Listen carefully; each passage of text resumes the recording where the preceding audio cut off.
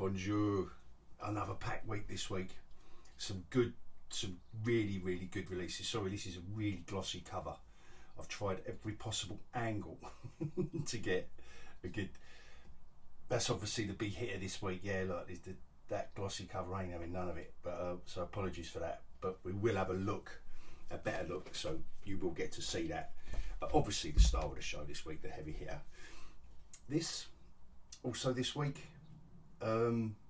Really enjoyed this. I picked up this issue too, but me mate Paul, Comics and Fantasy in Hornchurch, Essex, sorted me out as always with an issue 1. I've just really enjoyed the artwork. Superb in this. It really is, and it's a different read. It's, you know, I thought it was going to be a Harley Quinn clone, to be fair, but it isn't. Again, pick this up. This is like an issue 8, but I just got right into it. Just really enjoyed it. Yeah, and so we'll go through it. And again, this is new for me. I haven't done a Star Wars comic yet since Marvel have kind of gone back to it. Revelations, that was decent. Another DC, Dark Crisis. That was good. Mark Waid, as always, you know, he can deliver. And this this little beauty, I thought I would just throw in Ninja Funk. It's a new publisher, Whatnot Publishing. So I thought, you know, let's give the new indies a shout out. Let's give them some help. Also, other noteworthies this week. Simon's Gate issue 2. I won't go through all these, don't worry, it ain't going to be like a 3-hour video, but I just thought I'd show a few. Sorry, this one went on the floor. It's alright, it'll still be CGC graded 9.9. Miracle Man issue 2. It's another good read, but because I've been through these before, Sacrament was great again. That is still like the Exorcist in space, as I've described it before. Vanish, and this continues to be a good read. Continues to be a good read. But like I say, I did go through that in issue 1. It was very impressive. Chip Zdarsky on Daredevil. Again, thoroughly recommend. These Bat books, I mean, I do at least one a week, I've noticed, and this is one of the best. I'm really enjoying. DC are doing a fantastic job on the Bat books. Talking of Bat books, this is what they would call batshit crazy, but nevertheless, we're enjoying it. So Sergeant Rock, Amazing Spider-Man. Notice John Romita Jr. is not on it this week or this month, so you know he is missed. I picked and the last one, the Magic Order. It takes a little while to get going, I'll be honest. It takes a little while, but it's, you know, it's kind of worth the wait. So yeah, let's get into it after the scroll.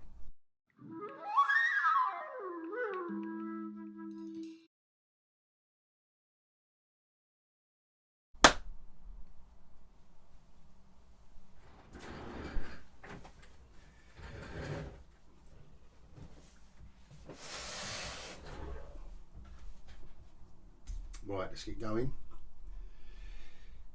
with the hit of the week. Now, the artwork in this book is it's not Frank Miller, but it's Philip Tan. Absolutely beautiful. I'm going to call it an issue 1 that if you've read the first volume by Frank Miller, let's just say it wasn't the easiest story to follow, but the narrative wasn't the most classically constructed. Can we say that? I mean, I like these little Miller flourishes here.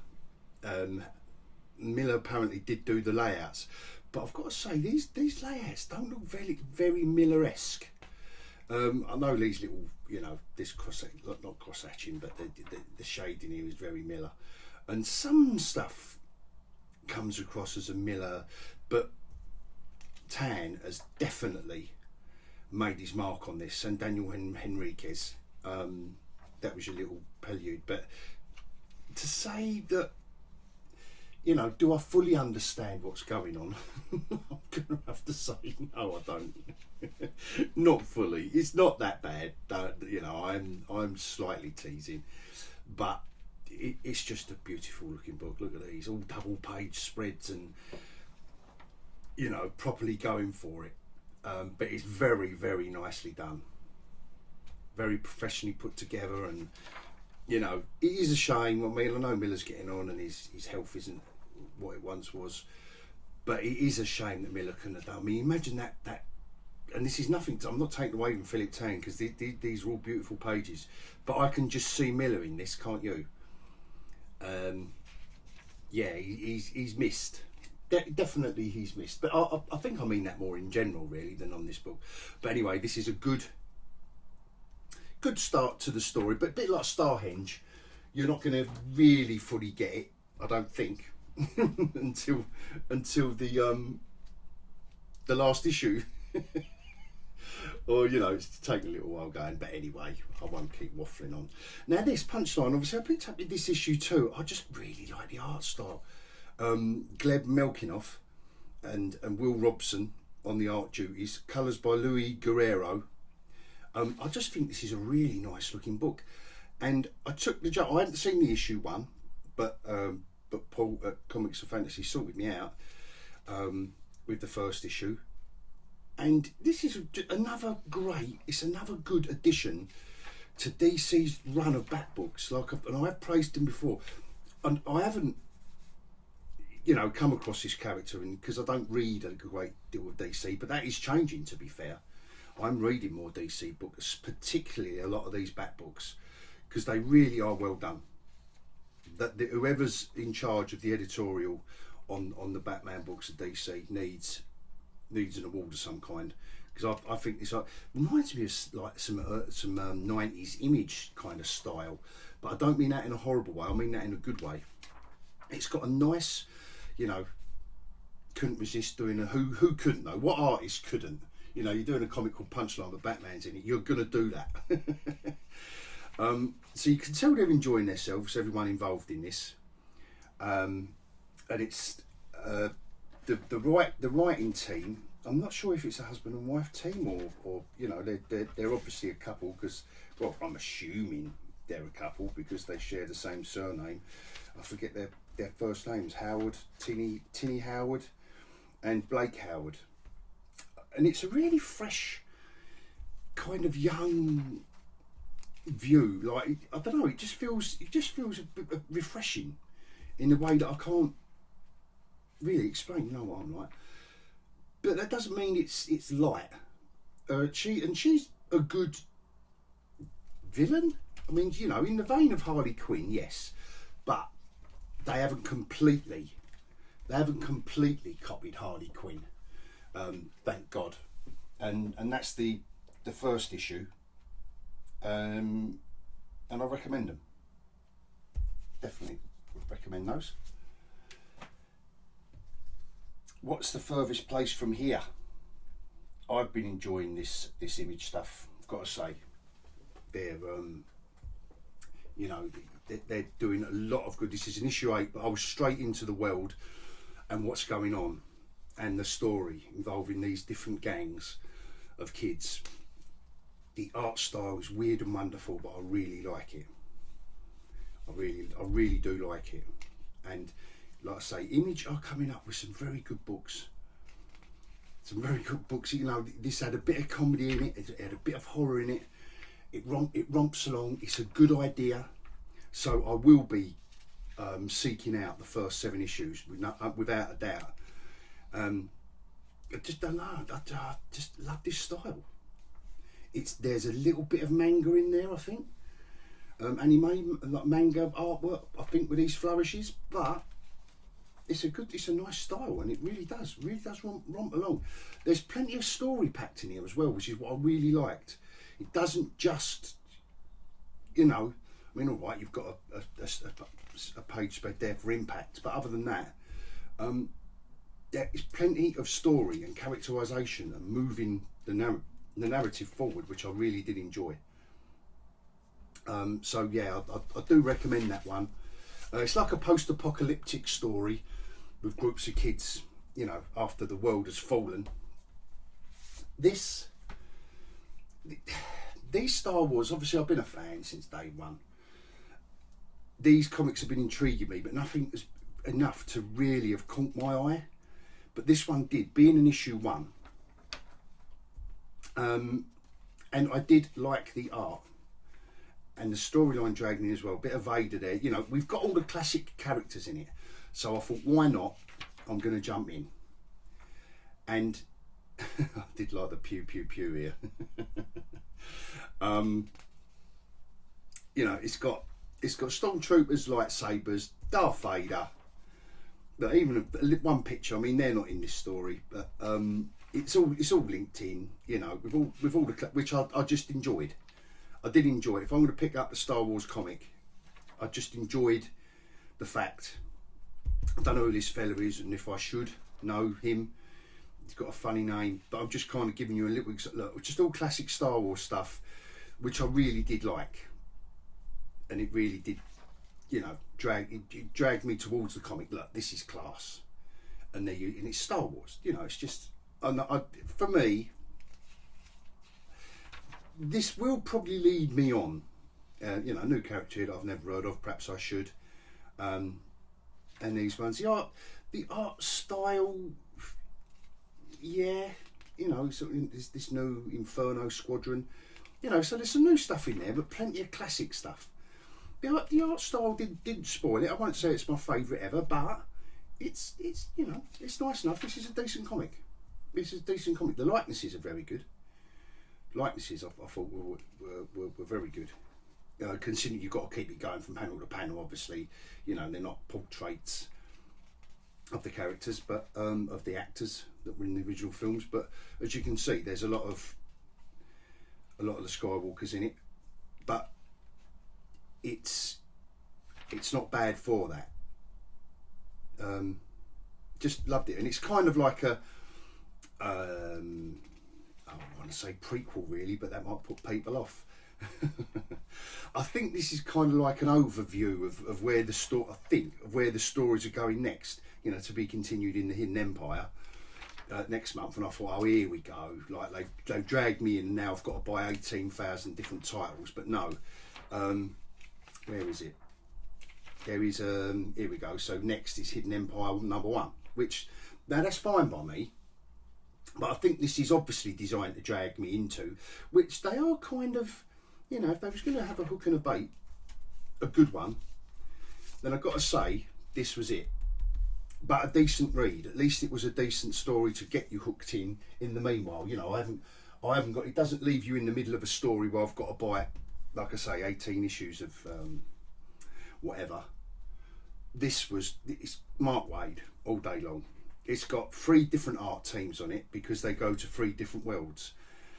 And this, again, with Mark Waid at the helm, and if the Dark Crisis is all the Earths, you know, all the big hitters are gone, and it's left the not so big hitters to fight the dark side and all the rest of it. Like I say, apologies because I'm not that great a DC fan, but this is a great comic. I love the art styles in all of the 3 worlds. So you've got that bit there, and they go to a different, right, and now you've got this art style, Red Canary, this new character, added a little bit of humour into it, a light touch to it, which was, you know, with Mark Waid, I trust him. I don't think I trust many, because, you know, you can go down that Marvel, there's a quip every other page route, but this doesn't.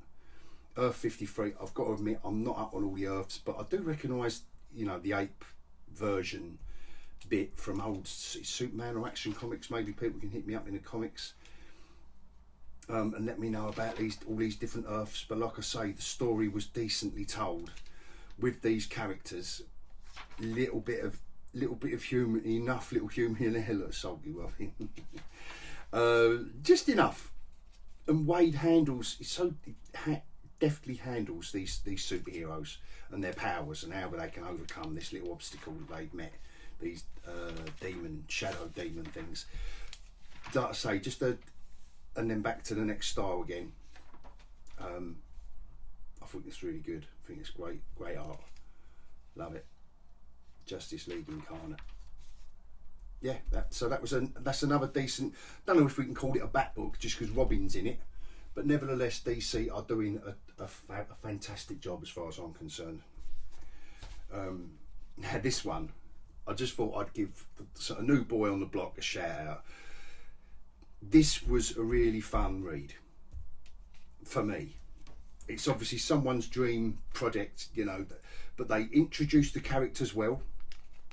I mean, it drops you in the middle of a fight for sure, but by here we've got the four members of our team, and that's all you need to know. And then we're off. Ninja Funk, this new group. Sorry, 3 members: the cat, the robot, and the bloke. And it was just a good romp along. You know, you've got to have something in there, like, you know. Not sure if he's the best artist for women, if I'm honest, but the story, you know, you kind of get over it. You get over it, and the colouring as well. I don't know if that makes, or whether she's supposed to look old and Asian. I don't know, but she looked like she was glamorous when she first floated in with her dress and that open, but then ends up being not very glamorous at all, thanks to the heavy-handed colouring and that. Less is more with the women, especially the dark shading, but is that the colour of her skin? I don't know. Like I say, it didn't put me off because this story really does romp along, and it's a self-contained story, which I liked. Or not self-contained, but the story, you know, it's beginning, you know, it's obviously the beginning of his further story, his further adventures, obviously. I did like the idea of this robot and his wires come out and things like that at the beginning.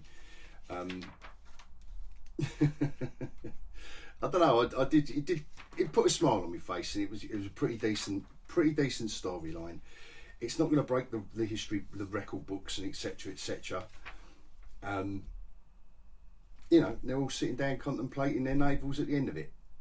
So, if you're going to try something new, it looks like, that might be the second. That's a nice cover. So they'll probably be getting into the variants and all that. I hadn't even heard of Whatnot Publishing, but I'm told that they're going to be bringing out a few more titles, and then that just rounds off this week's comics, really. I mean, I'll show some of the covers to the other comics that were glaring. They're still glaring a bit. I can't seem to get a decent angle on this camera today, can I? Daredevil there, Detective Comics, all good. These are all good stuff. Sergeant Rock in the Army of the Dead continues to be a mad little read. Obviously this one is beautiful throughout. Let's have a quick look. Let's just have a quick look at the you know, like the fully painted. It's like almost like a photorealistic style in this. It did, like I said about issue 1, it almost reminds me of the photo strips. I don't know if anyone in, you know, apart from in England.